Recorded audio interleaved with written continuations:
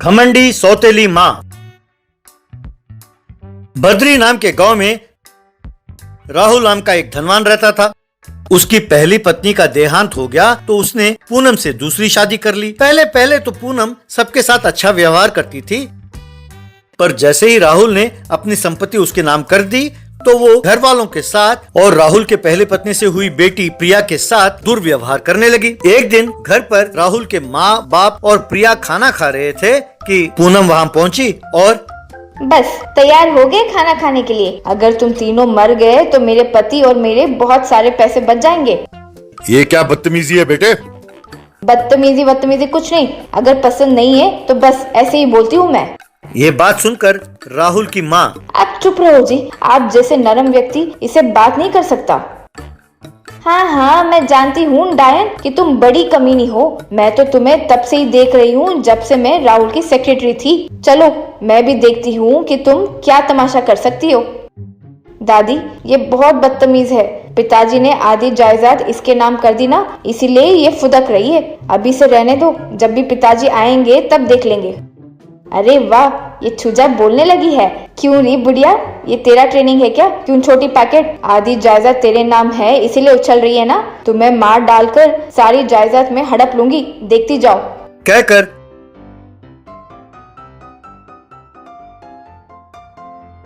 अपने आदमियों को बुलाया। उन्होंने बूढ़ों को पकड़ा तो पूनम ने प्रिया को पकड़कर खींच के ले गई और ऊपर छत से नीचे धक्का दे दिया। प्रिया वहां से गुजर रहे एक कूड़े वाले ट्रक के ऊपर जा गिरी।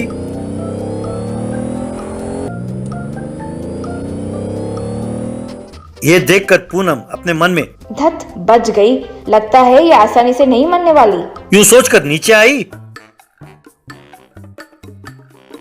और राहुल के माँ बाप से पूनम, ए बुढ़िया, अपने पति से कहो कि यदि तुम दोनों में से किसी ने भी राहुल से कुछ भी कहा तो जैसे प्रिया को ऊपर छत से धक्का दिया तुम लोगों को भी धक्का दे दूंगी मैं। कहकर चली गई। अब कूड़े वाले ट्रक का ड्राइवर कल्कि ने प्रिया को देखा तो, ये क्या मैडम, आप इस कूड़े वाले ट्रक में कैसे पहुंचे? तब प्रिया ने कल्कि को जो कुछ हुआ सब बताया। आपने अपने सौतेली माँ के बारे में अपने पिताजी से नहीं कहा मैडम? मेरे पिताजी कुंडली में बहुत विश्वास करते हैं। उसका फायदा उठाकर मेरी सौतेली माँ ने एक ज्योतिषी को पैसे दिए और उससे कहलवाया कि इसे शादी करेंगे तो मेरे पिताजी का कुंडली बदल जाएगा। नतीजा ये हुआ कि मेरे पिताजी उसके जाल में फंस गए। ऐसे कुंडली में विश्वास करने वालों को आराम से सुधार सकते हैं मैडम। सही समय पर आपके पिताजी को एक झलक देते हैं, तब मैं जैसा कहूँ वैसा कीजिएगा। प्रिया ने ठीक है कहा और घर चली गई। अगले दिन राहुल कार में जा रहा था कि कल्कि साधु के वेश में उसके सामने आया। राहुल ने उसे देखा और प्रणाम किया। तब कल्कि राहुल से, पता नहीं कैसे कहूँ बेटा, तुम्हारी किस्मत को एक चुड़ैल ने वश में कर लिया है। वो कोई साधारण चुड़ैल नहीं है, उससे पीछा छुड़ाना बहुत मुश्किल है। ये आप क्या कह रहे हैं स्वामी जी? मेरे कुछ समझ में नहीं आ रहा। तुम्हारी दूसरी पत्नी जिसे तुमने बड़े प्यार से शादी की, उस पर तुम्हारी पहली पत्नी चुड़ैल बनकर बैठी है। तुम्हारी दूसरी पत्नी का किस्मत तो अच्छा है पर दिल जरा कमजोर है बेटा। इतना ही नहीं, उस पर चुड़ैल हावी है, इसलिए इस जन्म में उसको बचाना मुश्किल है। वैसे असली बात तो ये है कि शादी के लिए राजी होने पर वो चुड़ैल तुमसे, तुम्हारे माँ बाप और तुम्हारी बेटी प्रिया से बदला लेना चाहती है। अब परसों ही वो तुम्हारी बेटी और तुम्हारे माँ बाप को मारना चाहती थी। चाहो तो जाकर उनसे पूछ लो।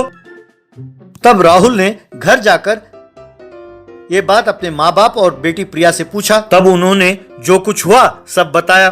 तब राहुल दोबारा स्वामी जी के पास आया। स्वामी जी, आपने जो कहा बिल्कुल सच कहा। मुझे बहुत डर लग रहा है, अब मैं क्या करूं? आप ही कोई रास्ता दिखाइए स्वामी जी। तुम चिंता ना करो बेटा, इस मुसीबत से बाहर निकलने का एक ही इलाज है, तुम अपनी पत्नी को छोड़ दो। ये कैसे हो सकता है?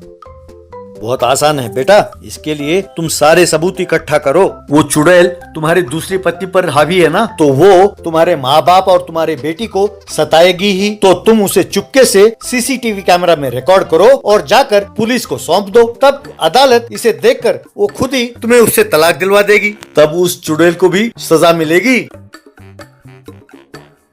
तब राहुल ने चुपके से अपने घर में कैमरास फिट किए। इस बात से अनजान पूनम हमेशा की तरह प्रिया और उसके माँ बाप को सताने के लिए अपने आदमियों को कहा। उस वीडियो को ले जाकर राहुल ने पुलिस को सौंपा।